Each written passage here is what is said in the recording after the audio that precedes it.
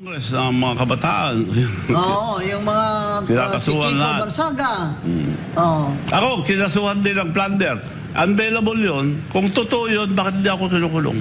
No. Ibig sabihin, kinasuhan ako para lang may pangalan ako rin na nakademanda ng plunder. Oo. At hindi ka Panira lang. Oo, para lang May masabi. May black ka na parang black mark. Ganon, Oo. di ba? Kaya Panira. masakit talaga kung ginagamit ng gobyerno ang batas at enforcement ng batas as sandata, di ba? Oo. As a weapon. Yan ang mga libel. Di ba? Tsaka yung mga nagsabi daw na malubha si BBM o kaya dedo na, ay kakasuhan nila. Buti na lang, sinabi ko dito na, buhay na buhay, nagja-jumping jacks pa. Gob, punta tayo sa ating paboritong topic. Alam mo, kami ni Gob Chavit Singson, meron kaming duet Meron kaming favorite na topic. Itong si Martin Romualdez. Gob, sinabi ni Martin Romualdez na hindi daw siya ang mastermind. Pakinggan po natin tong sinasabi niya, Gob, na I will not go down alone. Yan. Replay nyo nga yan bago mag-comment si Governor Chavit. Story, tarnishing my name and my reputation, then I'm telling everyone now, I will not go quietly and I will not go alone. I will not be the fall guy for other people's corruption. I have been in public life long enough. I have seen enough. I have heard enough. I know many things about this current administration and past administrations as well. And I say this carefully. If this matter is to be handled as a legal issue, then let it be handled legally, soberly, and according to evidence. But if certain people insist on waging this in the court of public opinion, then I will have no choice but to defend myself publicly as well. To the Ombudsman, I say this with full respect. If your office truly believes in justice, then follow the sworn statements, follow the records, and follow the evidence all the way. Do not stop where it is politically convenient. Do not settle for the easiest headline. Do not confuse public pressure with prosecutorial duty. What I ask of the Office of the Ombudsman is simple. Follow the rule of law and due process. This is a serious matter and it should be handled with seriousness, not with haste. Hindi daw siya ang mastermind, Gob. Anong comment mo dito? Kung hindi siya mastermind, sinabi na niya umpisa natin. Ang ombudsman, kakasuhan namin si Martin Romualdez dahil siya tinuturong mastermind. Sumagot na si Martin.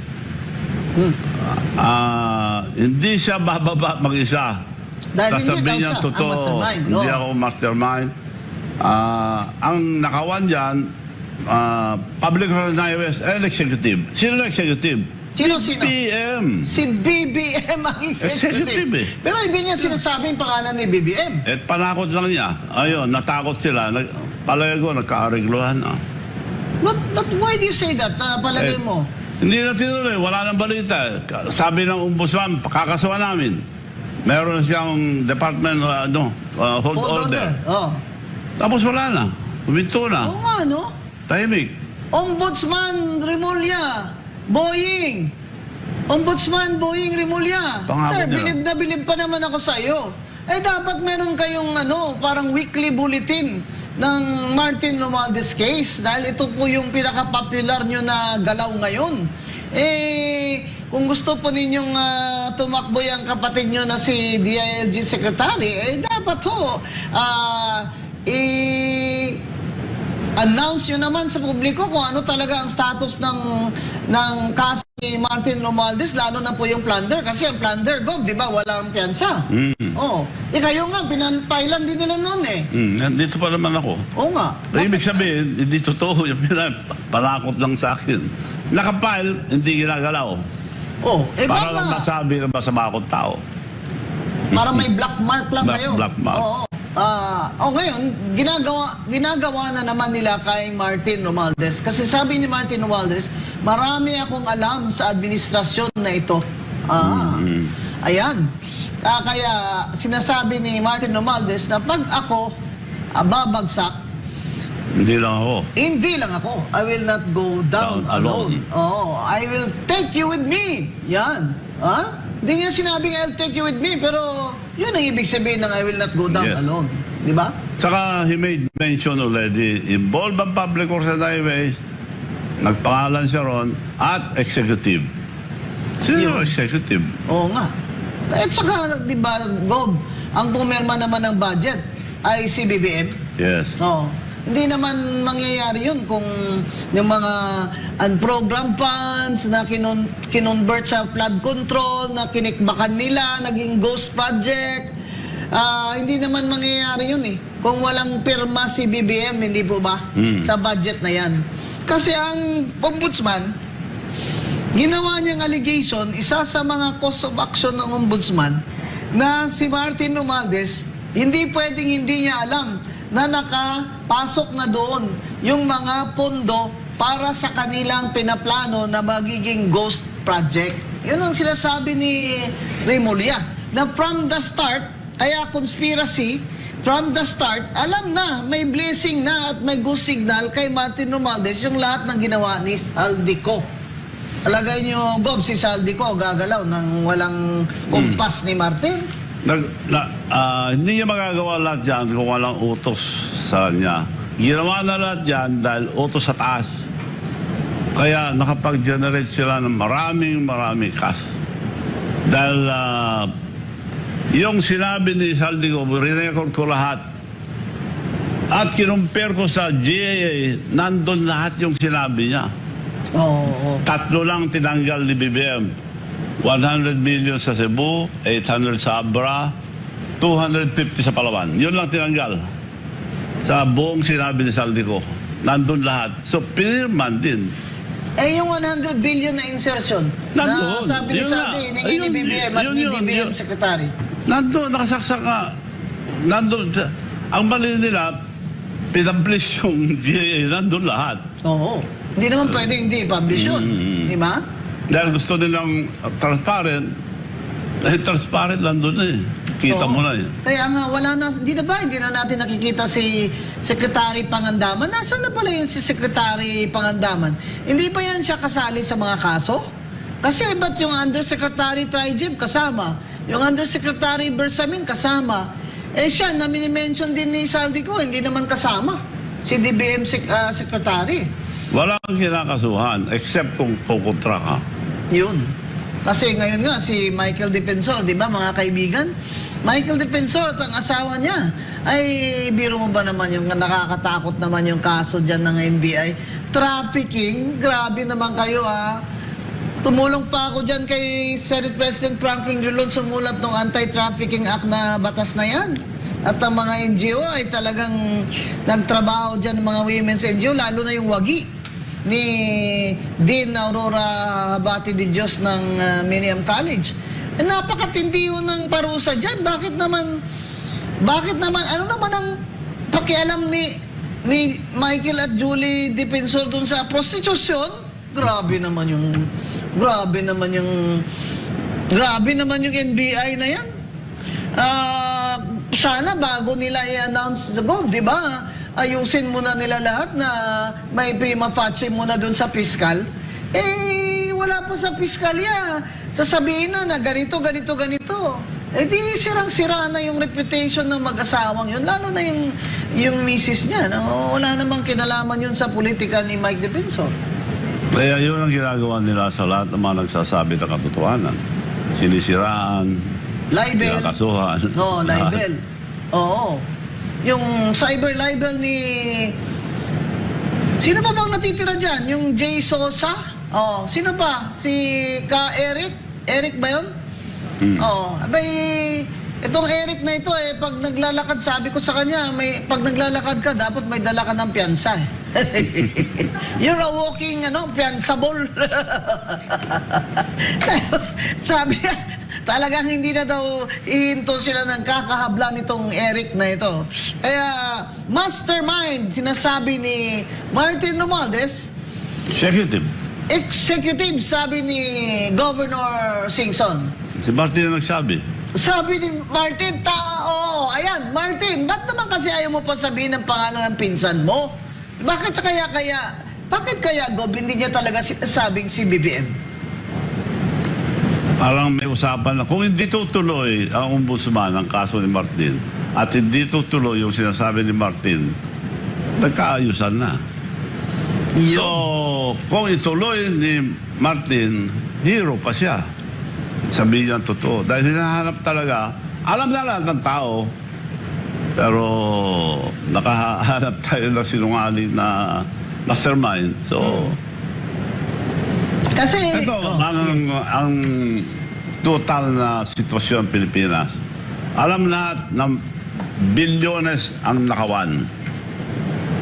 Kailangan mapahinto na, hindi lang flood control pero ayaw ko umalis sa flood control dahil di na divert nila. Ghost Project, Ghost Flood Ghost Control. project. Maraming ghost project. Naka-record lahat sa akin. So, ang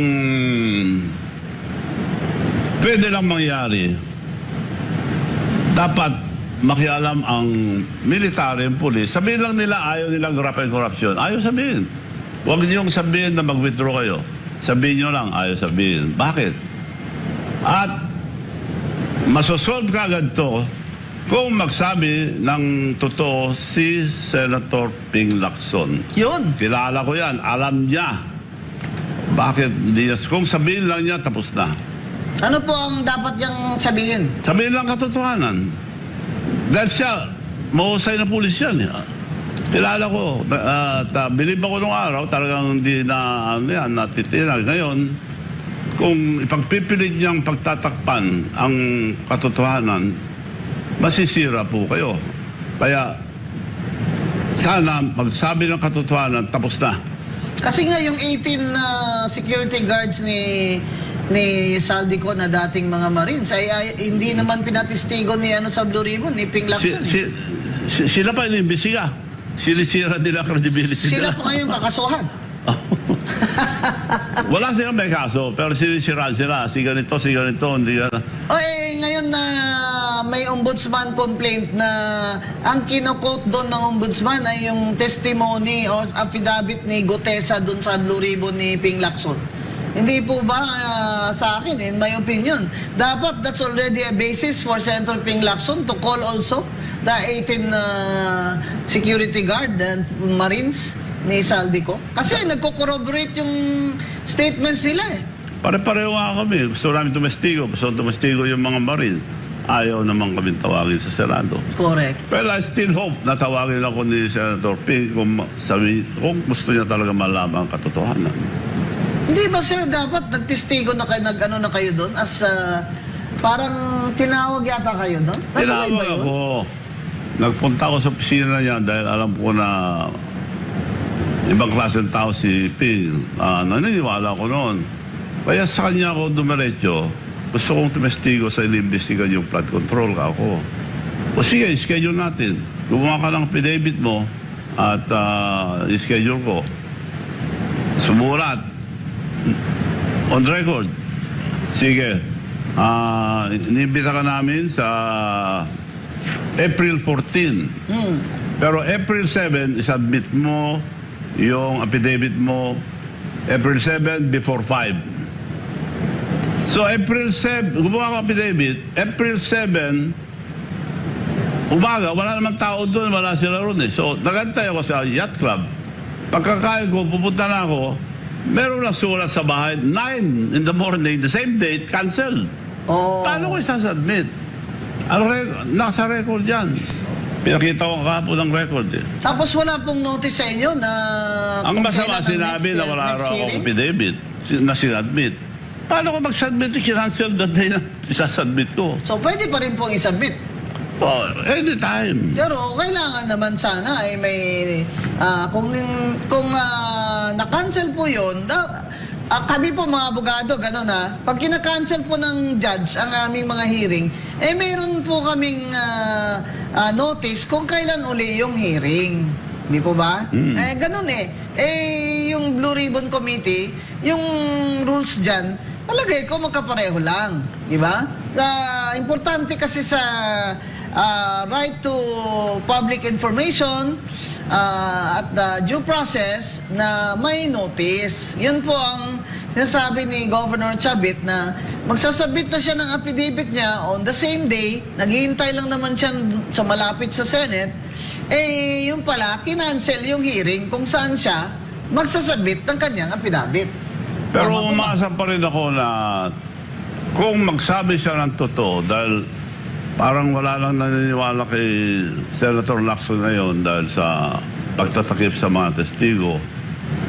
Pero kung sabihin niya totoo, na pagkakilala ko sa kanya, lalabas lahat ang katotohanan. Oo. Ako din, sir. Believe ako dyan babalik eh. ang Noon. popularity niya kung sabihin niya ng tama. Yun ang akala ko nung naging chairman siya ng Blue Ribbon. Blue Ribbon Committee. So, I'm still hoping na ituloy niya yon, sabihin ng totoo, tapos ng boxing. Pero, At hindi po pwedeng patagalin ng ganitong gobyerno dahil sirang-sira na po tayo. Ang utang natin, 19 trillion. No. 2 trillion yearly debt payment. Saan po- Nababaon na tayo sa utang. At Oo. tuloy-tuloy pa rin ang nakawan. 19 trillion ang utang, mga kababayan. 2 trillion a year ang dapat binabayaran. Nakalagay yan sa budget ng bansa natin. Every year yan, hindi pwede yung bumaba. Kaya ito lagi ang problema ni Secretary Recto. Itong pambayad sa utang na 2 trillion, kaya ayaw niyang ibaba ang ating 12% na VAT. Ako personally, sinasabi ko, scrap na yung VAT na yan eh. Kahit na itong taon lang ito habang may fuel crisis at gusto nyo aralin na kung magkano ba ang hindi nyo makokolekta. Ang sinasabi kasi nila, Gob, hindi pwedeng ibaba yung VAT kahit sa 10% kasi ganito ang mawawala sa gobyerno. Hindi naman po yan mawawala dahil mapupunta naman po yan sa mga tao. Hindi po ba the government is there to serve the people? Kaya po itong 2 trillion na bayarin sa mga utang, yan po talaga nagbabaon sa atin maliban sa corruption. Yan ang sinasabi ni Governor Chavit Singson na hindi na pwede talaga ito. Baon na sa utang, corruption pa rin. Di ba, Go? Oo. Maliwanag naman yung ang proseso ng paggawa ng budget. Unang-una, ang budget ni Presidente. Tatawagin lahat ng departamento, anong budget nyo, yun ang isasubmit muna. Sa House of Reps. Ang masama, yung PhilHealth. Kinuha ang pundong PhilHealth, more than 87 billion, pinabalik sa Treasury para punduan ng mga flood control. Yung insurance ng mga bangko, PDIC, more than 100 billion, binalik sa Treasury para gamitin sa flood control. Oh, So, yung budget, gagawin ng Presidente, sasubmit niya yung sinubmit ng mga department head. Yung PhilHealth, humingi ng mas mababa sa ginawa nila, 80 billion or something. Pagkatapos doon, dinala sa Congress. Nandun yung request ng PhilHealth. Pagdating sa Senate, nandun. Kita ko lahat eh. Sa BICAM, nandun. Nung bumalik kay Presidente, tinanggal. Yun. So, zero budget noong 2025 dahil doon ginawa ng malaking nakawan sa... kasi mag-election yun, Gob. What's important about 2025 is that's just an election year. Kaya pinagkukuha yung mga pondo na yan na sinabi nila, excess. Hindi naman po yun excess eh. Reserve funds po yun. Eh lalo na po yung PhilHealth, hindi naman po yan excess. Pera Kasi ng tao PhilHealth yan eh. Pera ng tao yung PhilHealth. pera ng tao Kontribusyon ng maliliit na tao. Tama. At saka special law po yan eh. May special law po yan. Kaya ito ngayon, may ombudsman cases na ngayon, itong PhilHealth chair at ang mga board, Gob, dahil sa sila'y sumang-ayon dyan. Kaya may ombudsman case na yan sila. At sana po, investigahin mabuti yan ayon sa batas ng ombudsman. Dahil dyan lang sa charter ng PhilHealth, probable cause na sila. Bakit sila pumayag? Board sila, bakit sila pumayag na kunin sa kanila? Kunin sa PhilHealth at ipadala sa National Treasury, yung parang kaban ng bayan. Para doon kukunin na naman ni BBM ang para sa flood control. Kung saan may mga ghost project, kickbackan. Yan mga kaibigan, ang drawing dyan. Di ba? Kaya sinasabi ni Gob, hanggang ngayon yung PhilHealth hindi pa buo binabalik. Hanggang ngayon yung PDIC hindi pa buong bumabalik. Ito pa Gob, may isa pa. Yung Maharlika. Ilang bilyon yun. Maharlika funds. Hanggang ngayon, wala naman tayong alam na saan ba ito in-invest ang Maharlika funds na kumita? Eh, sweldo tayo ng sweldo dyan, buwan-buwan. Eh, balita ko, 1 milyon, isang buwan ang sweldo ng chairman dyan. Naku po, grabe naman kayo. Ginawa nyo pang milking cow ang Maharlika funds na pet project ni BBM. All of this is a scheme, Gob. I think, all of this is a scheme, di ba? Na kung saan magagatasan. Itong Maharlika funds na ito, kunuha yung mga pondo, pati land bank, kung saan nandyan yung mga pension ko, pension natin, mga judge, mga government employees, nasa land bank. Kinuna ng pera ang land bank ngayon. Ilang bilyon yun, nilagay sa Maharlika funds. Kung malugi yan, at mukhang lugi na yan dahil wala namang investment na tama yan. Parang labahan lang eh. Labahan lang. Galing talaga ni Governor Chavit. Parang labahan lang. Parang ginawang money laundering lang. Kaya kailangan, AMLA, para maging fair din kayo sa amin, ng mga taxpayers. Chicken nyo rin kung yan bang Maharlika funds ay money laundering scheme yan. Ganito na lang para hindi malito ang ating kababayan. Ombudsman ang nag-announce. Kakasuhan nila si Martin Romualdez dahil marami ng tumetestigo siyang mastermind na tinuturo. May whole departure na siya. Opo. Kakasuhan namin. Bakit hindi gumagalaw ngayon ng ombudsman? Dapat isang salita lang po tayo. Kung kakasuhan nyo kung may kaso. Oo. Kung wala, sabihin wala. Tapos, dahil doon, nag-trigger naman sumagot si Martin Romualdez. Hindi ako bababa mag-isa. Kasabwat dyan, Public Representatives, and the executive. Si executive, si Bongbong Marcos. Sa Aliwanag. Constitution, the executive. Kaya ngayon, hindi na tinuloy. Bakit hindi tinuloy? Takot sila kay Martin? Ituturo niya yung mastermind. Kung Hindi niya tuloy. kung Pero makauwi si ituloy Saldico. nila, kung ituloy ni Martin, susuporta ang pantaong bayan. Yun. Martin! Ituloy mo na, Martin! Friends na tayo! Tuloy mo na! Sabihin mo na kung sino talaga ang mastermind! Hindi lang kailangan testigo siya dahil sa sinasabi niya. Isang solusyon dyan, si Senator Ping Lacson, sabihin niyang totoo, solve ng problema natin. Oo. Ayan ba yung report niya, Dahil Gob? nasa kanya lahat ng report. Yung report niya, Gob, di nga mapirmahan ng Siyam Walang pumipirma, kulang pa siya. Kung pagtatakpan nila yung mastermind, lalo pong babagsak ang rating ang ating kaibigan si Senator Ping Lacson. Oo. Wala na pong naniniwala sa inyo dahil sa pagtatakip nyo sa mga testigo, mga ginagawa sa Senado. So, babalik ang tiwala ng tao. Ngayon, alam nyo na lahat na nangyayari dyan. Oo. Ibalik na yung tiwala namin sa inyo, Senator Lacson, So, dahil ang solusyon- napakagaling nyo ba na noon Ang solusyon, Senator Lacson, or si Martin Ester, susuportahan ng taong bayan yan kung magsabi siya ang totoo. Dahil Alam mo, malalaman Martin, na pag natin. nag-rally ka dyan, sasama ko. Sure. Honest. Wala nang Sama rally. ko sa'yo. Pag nag-rally ka, sabihin mo kung sino ang nag-utos sa'yo. Mastermind nyo. Kahit na hindi ka mag-show up sa rally, kahit video na lang. Tatayo na lang ako doon sa tabi ng video mo. At saka, Gob, sinasabi ko nga, alam mo ang payo. Anong payo natin kay Martin, Gob? Anong payo mo? Kung pagkausap mo ngayon si Martin, anong payo mo sa kanya? Well, ituloy lang. Kung sabihin lang, ituloy niya yung sinasabi niya, dahil siya testigo eh. Yes! Kung ituloy lang niya yon, solve ng problem natin. Or si Senator Ping Lacson, alam niya yan, alam ko na alam niya. Kung ituloy niya na sabihin ang katotohanan, tapos ng problema ng bansa. Nakikiusap po ako sa kanila dahil hindi po pwede ipagtuloy itong gobyerno dahil dami ng utang at tuloy-tuloy pa rin ang anomalya.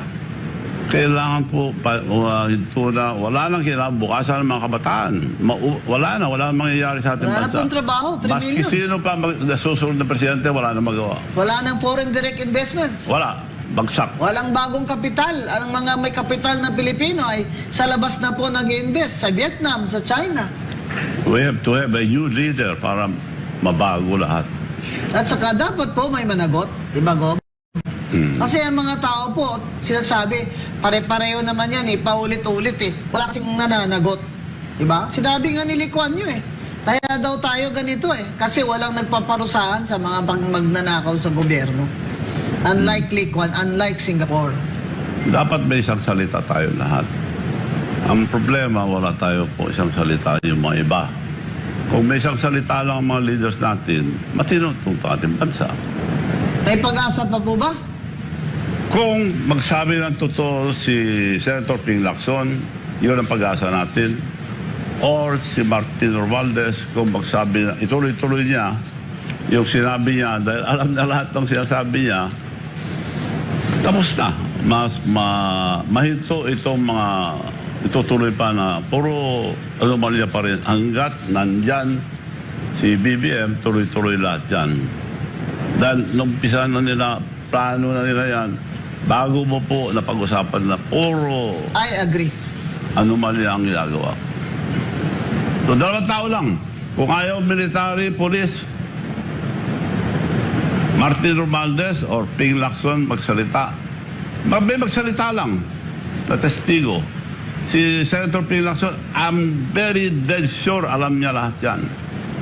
So kung sabihin niya totoo, he will save our country.